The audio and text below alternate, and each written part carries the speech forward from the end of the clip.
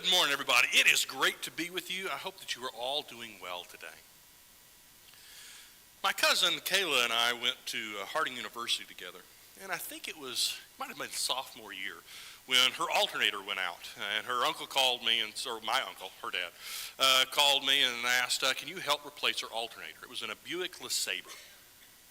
I'd never replaced an alternator before, but turns out there is this little pulley system that helps charge the battery within it. It's called, what is it called? A serpentine belt. And it's got a little, I told you how often I've changed that alternator, doesn't it? It's got a little pulley down there, and in order to get to that alternator, you need to release the tension off of that serpentine belt so that you can pull the alternator off. I knew none of this. I was told that I needed to push or pull against this. It was pull. I was told I was needed to pull against this pulley system. And I did for 2 days. And it didn't budge. I had a 2x4 in this car trying to get it, and it still wouldn't budge. I went to the back of my car. I said, all right, if a 2x4 won't work, you know what will? I went and got one of those fancy tire irons. I had the whole car moving back and forth, trying to get some level of movement in this pulley system with nothing working. I thought, my goodness, how hard is this tension? I thought, well, maybe I need to loosen the tension a little bit. And I noticed that there are 4 bolts holding this alternator in place. So I started to undo them. Those of you who are mechanics are beginning to feel for me. 1, 2, 3, and I noticed that the alternator was beginning to move ever so slightly. I went, you're moving and I haven't pulled that bolt out. Tension. What's going to happen if it's going to go flying. Okay, I should stop. Well, I finally decided to get smart and I went to YouTube. Push. I needed to push.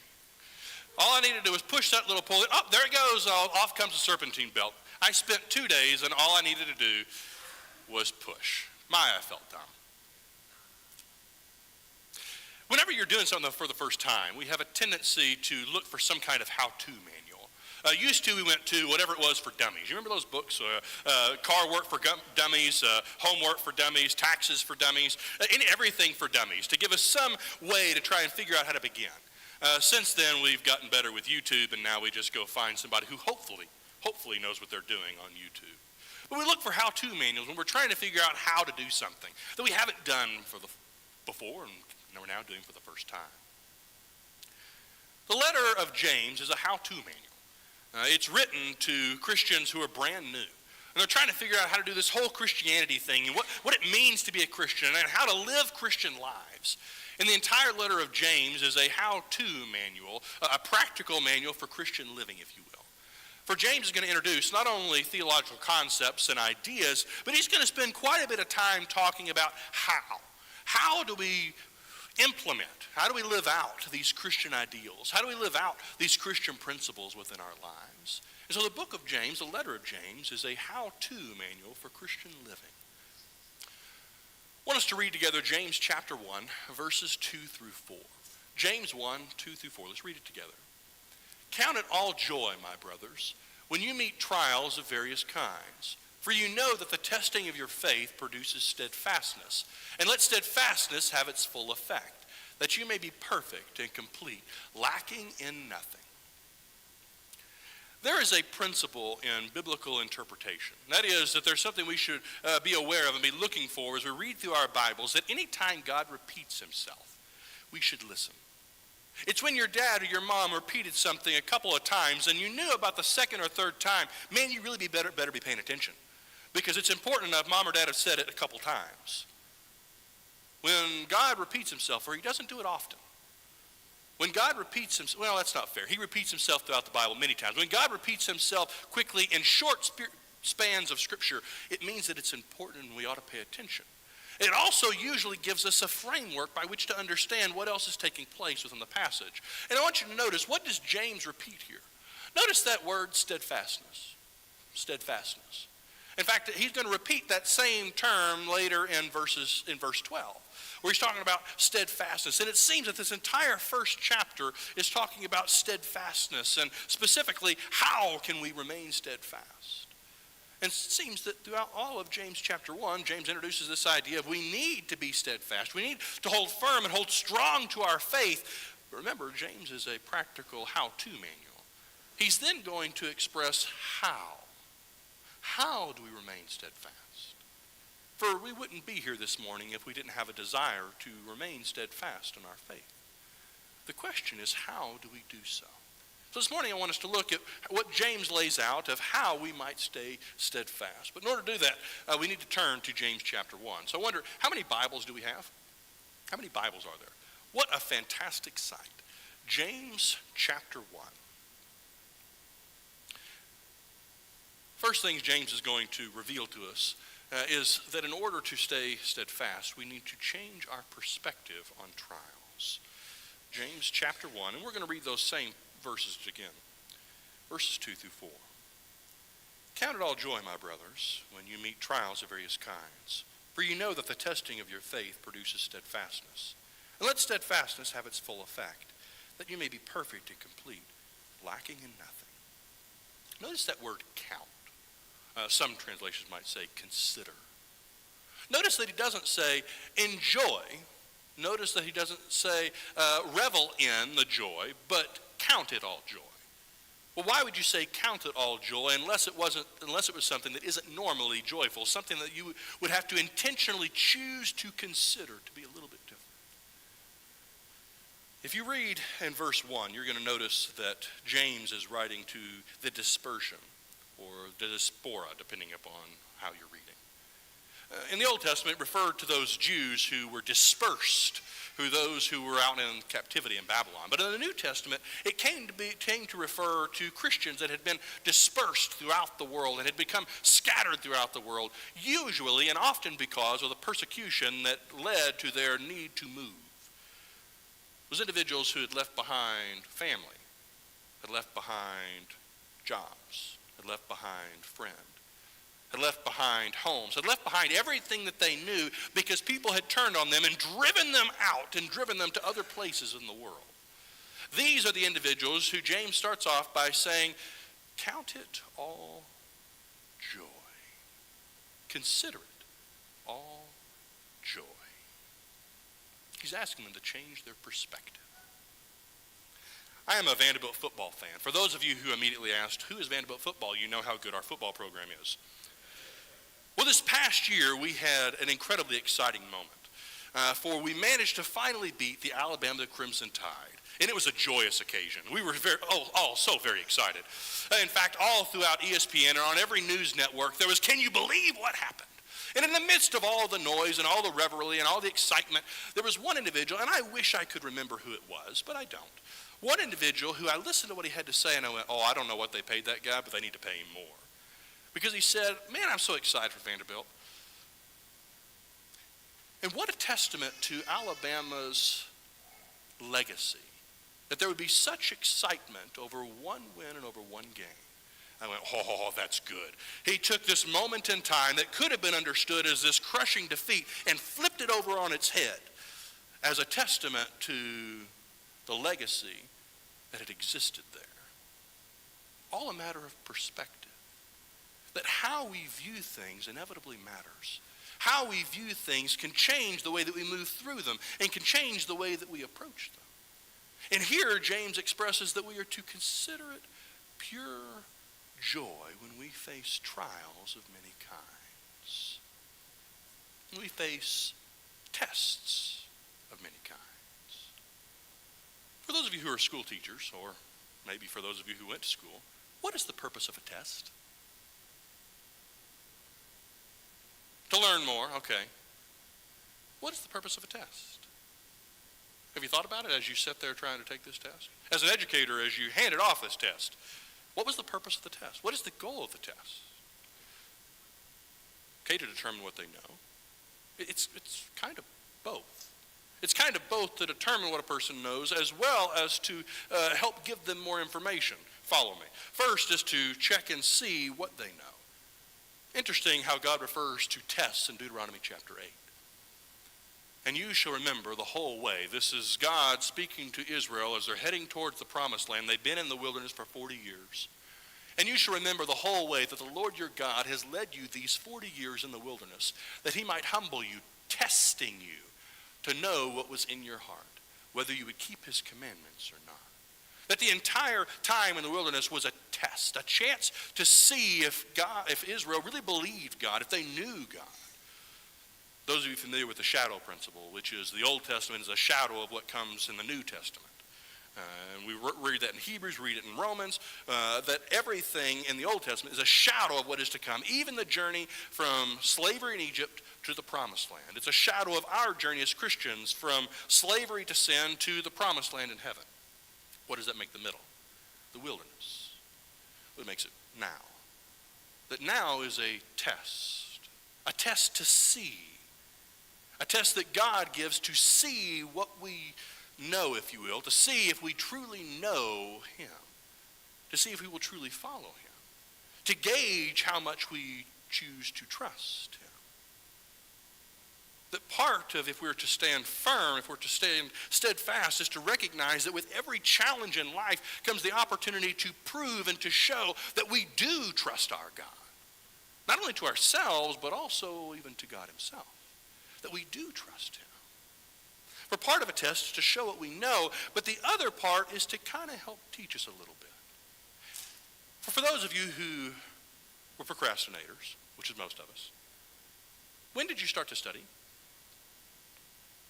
Probably the night before the test, right? You remember cramming through, trying to remember all the information. For those of you who were not procrastinators and did the right thing that they told you to, study 10 minutes after each time. Do you know what happened as you studied, knowing that there was a test coming up? You remembered. You learned. Whether you chose to do it 10 minutes at a time like they taught you to, or whether you're a procrastinator and chose to do it there at the end, regardless, the whole point of studying for it was not only to then show what you know, but so that you might, in the process, because of what you knew was coming, learn. Were you ever given tests so that we might learn? I'm a firm believer that we need to be careful what we prayed for, or be careful what we pray for. Have you ever asked God for patience? Some of you are laughing because you have. Some of you are scared to do so. Why? Because God doesn't just say, okay, patience, boop. Instead, he presents us with an opportunity whereby we might learn patience. You ever desired to be more kind and more giving? Usually it doesn't just happen. Usually we have to go through the test, the time where we learn, the time where we come to develop and come to understand what it means to be patient, to be kind, to be gracious, to be forgiving, to be loving. It doesn't just happen. It's the result of learning through tests. And as we learn, we come to realize that we are growing and that we are better than what we once were. That's why if you've ever joined a workout program, have you noticed that they make you take before and after photos? One, it's so that whenever you get done with it, you won't demand your money back. You'll see a difference, right? But the other is so that you might see the end result, to see the growth. And the reason why you're able to make it through that program, despite the difficulties, is because you know at the end there'll be growth and you want the growth. So consider it pure joy, not only because we have the opportunity to prove to ourselves, to our God, and to the world around us who it is that we follow, but also because in that time of testing is growth, that we might come to look more like him. It turns out that the trials of life, it'd be great if they just kind of lined up and just took their turn, took a number, if you will, and had one, all right, I've had you for about a day or 3 years or whatever the timeline might be. I need a break. If you guys would all go away and then come back later. But it doesn't work that way. Instead, it seems like all the trials gang up at one time in life and they just show up at your door. Trials have a way of kind of beating us down, at least if we let them. And if we're to remain steadfast, it means changing our perspective of those trials. It doesn't make them necessarily, let's say, easier. I don't know that it makes it easier. But at least there's some level of comfort in knowing that there is growth and an opportunity to prove who it is that we follow. And if we're to survive those trials and remain steadfast, it means changing our perspective of what they are. Notice the next thing that James will say. Seek godly wisdom. Let's read verses 5 through 8. If any of you lacks wisdom, let him ask God, who gives generously to all without reproach, and it will be given him. But let him ask in faith with no doubting. For the one who doubts is like a wave of the sea that is driven and tossed by the wind. For that person must not suppose that he will receive anything from the Lord. He is a double-minded man, unstable in all his ways. What is wisdom? No, it's not gray hair. What is wisdom?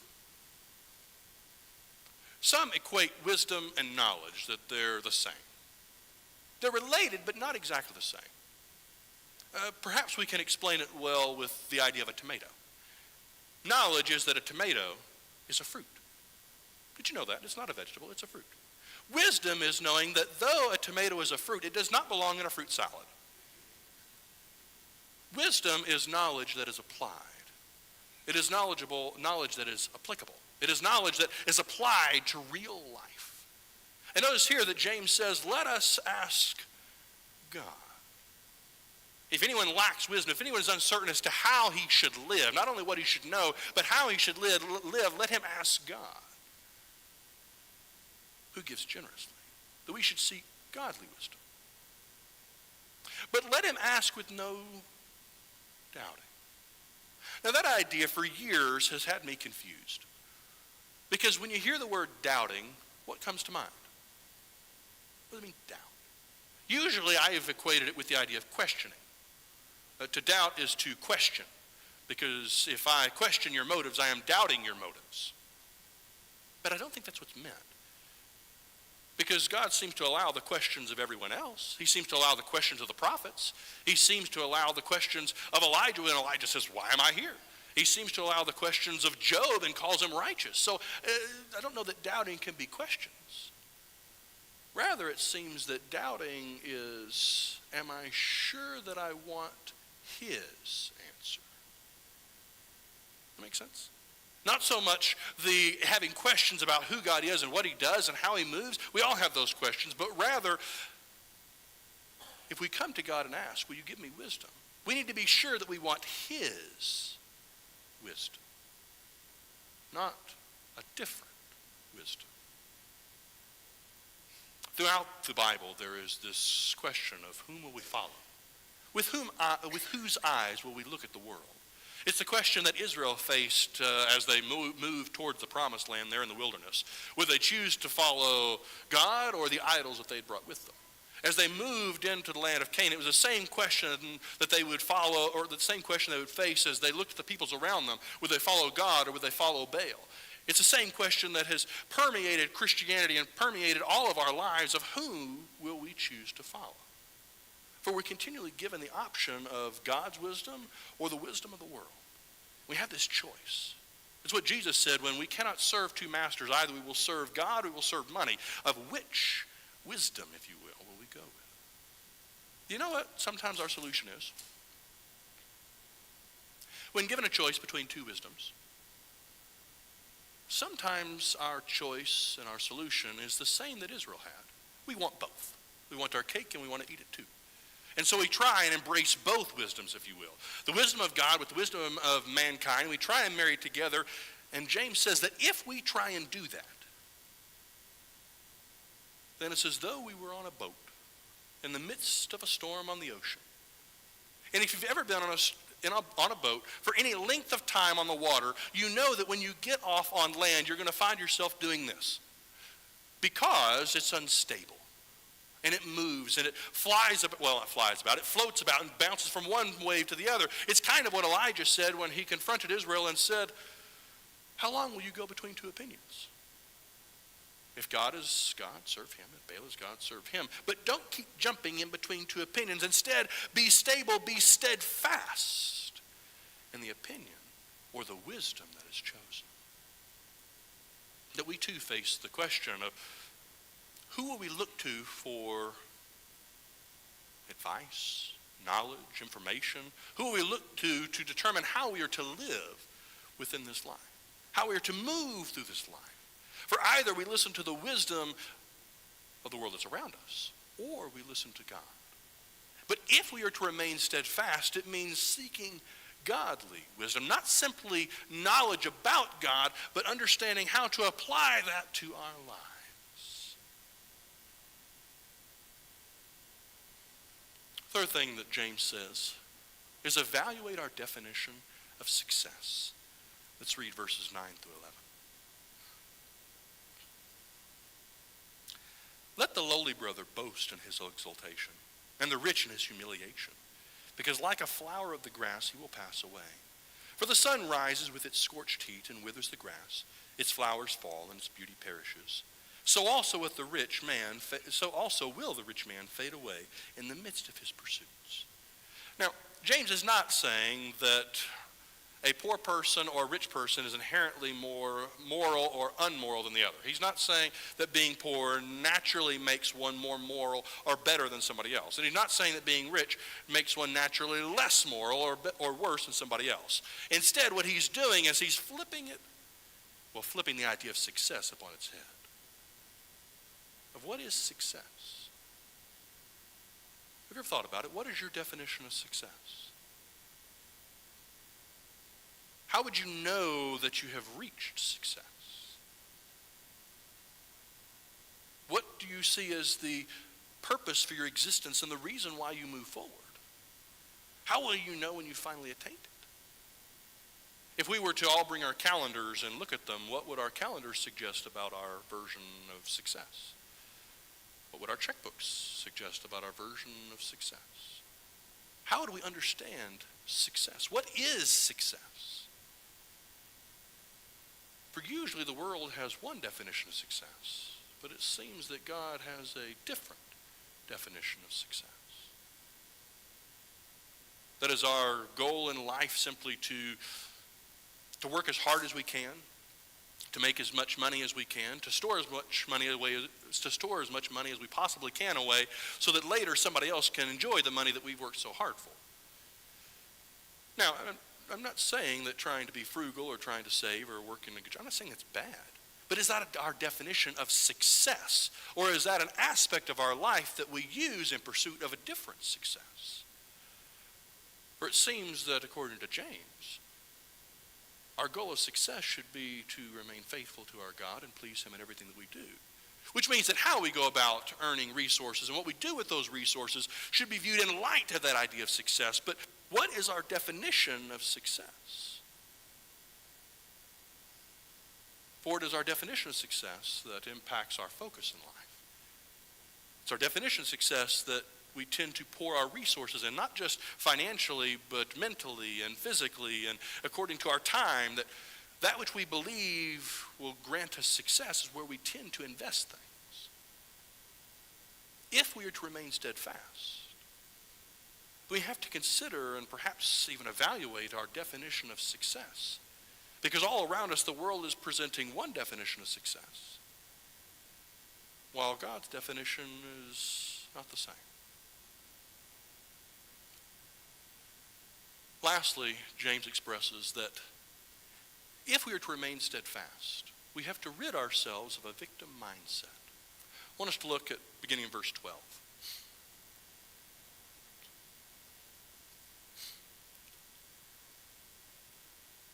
Blessed is the man who remains steadfast under trial.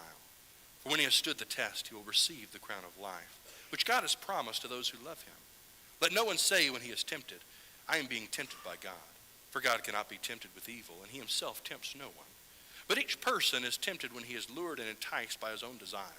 Then desire, when it is conceived, gives birth to sin, and sin, when it is fully grown, brings forth death. Did you notice where James said that temptation originates?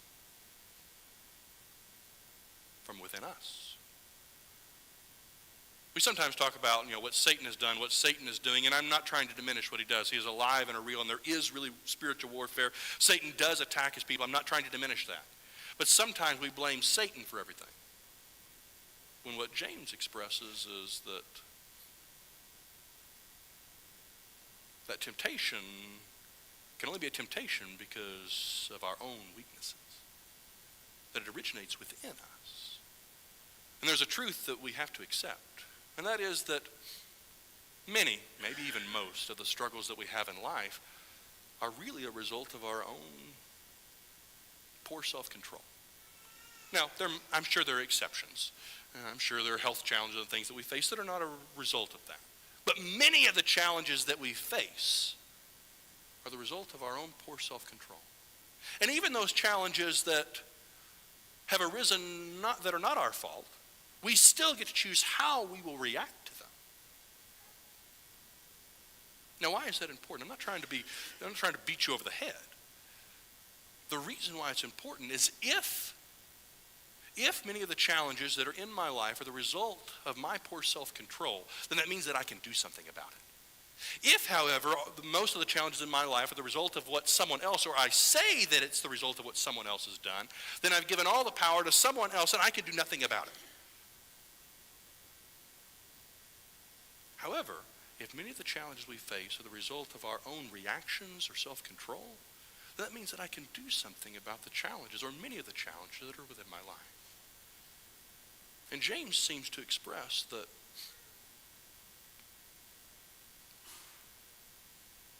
when we find ourselves tempted, we can develop the self-control to be able to resist those temptations.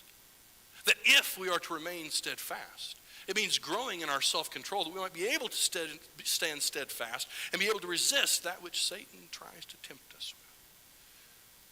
They have to recognize that we can have self-control to resist him and that we're not subject to his whims.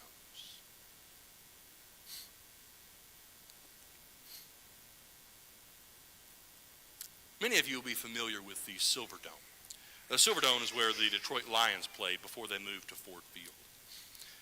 I lived in Auburn Hills, I passed the Silverdome regularly, almost all the time. And eventually the Silverdome was sold and fell into disrepair, and it was decided that it needed to be brought down, that it needed to be demolished. And I remember one day hearing the boom and feeling the ground shake as the TNT detonated there at the Silverdome. I drove by to see what had become of it. And to my amazement, it was still standing. For days, it stood there in defiance of those who would try and bring it down. And I remember thinking to myself, I don't know what architect, I don't know what engineer designed this, but I've got to find them and have them build me a house. Because ain't nothing going to bring that down. It took a whole nother round of TNT to finally bring it down. And I remember thinking to myself, isn't this kind of what God wants of us? To be able to stand steadfast even when Satan brings his TNT, and be able to be so ingrained in our God that even when Satan strives to bring us down, we're able to stand tall in defiance of the one who sought to bring us low. James encourages us to stay steadfast, to stand steadfast. And he expresses how we might go about doing that. Perhaps you're here today and you want to begin a relationship with the one who loves you most, with the one who sacrificed everything that you might be able to have a relationship with him, which starts at baptism. Or perhaps you're here and you want to make a change. If there's any way we can assist you, won't you come as together we stand and sing.